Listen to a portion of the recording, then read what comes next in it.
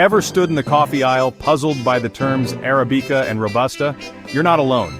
These two bean types dominate the coffee world, yet they possess remarkably distinct characteristics. This guide will unravel their unique profiles, empowering you to make informed and delicious choices for your homebrewing adventures. Arabica, also known as coffee Arabica, and Robusta, or coffee canephora, are the two major species of coffee plants. However, their growth habits and flavor offerings differ significantly. Arabica thrives at higher altitudes, is more delicate, and demands greater care in cultivation. Conversely, Robusta flourishes at lower altitudes, exhibits greater resilience to pests and diseases, and boasts a higher caffeine content. When it comes to taste, the contrast is striking. Arabica is generally characterized by its smooth, sweet, and complex flavor profile, often presenting notes of fruit, sugar, berries, and floral undertones. It typically exhibits lower bitterness and acidity. Robusta, on the other hand, delivers a stronger, more bitter, and often earthy taste, with notes that can be described as woody, reminiscent of burnt rubber, or even grain-like. Notably, Robusta tends to contribute a heavier body and a richer crema, especially when used in espresso blends. Personally, when I first ventured into home espresso making, I discovered a fondness for blends incorporating a touch of Robusta. It imparted a thick, luxurious crema and a bold kick that I hadn't anticipated. Robusta contains nearly twice the caffeine content of Arabica. This higher caffeine level contributes to its more bitter and often harsher taste.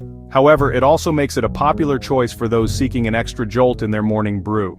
But beyond the caffeine kick, Arabica reigns supreme when it comes to nuanced flavors and aromatic complexity. This is precisely why specialty coffee roasters and discerning cafes worldwide predominantly favor Arabica beans.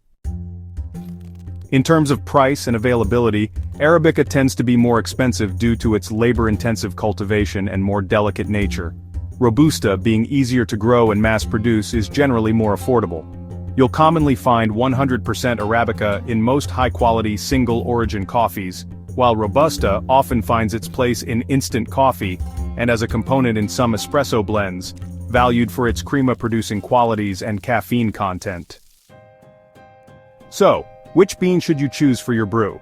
For pour-over or standard filter coffee, opting for 100% Arabica is often the best way to appreciate its clarity and inherent sweetness.